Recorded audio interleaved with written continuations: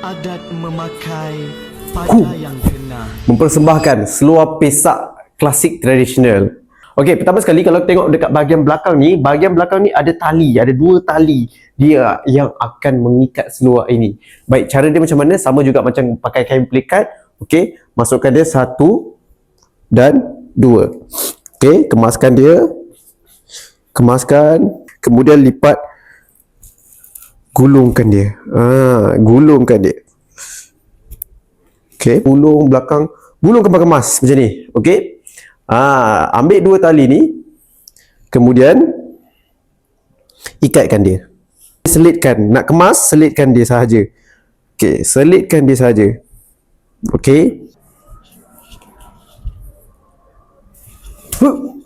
Nampak? Nampak? Seluar ni dia boleh besarkan lagi pergerakan kita. Jadi seluar klasik tradisional, siapa yang berminat boleh tekan beg kuning sekarang.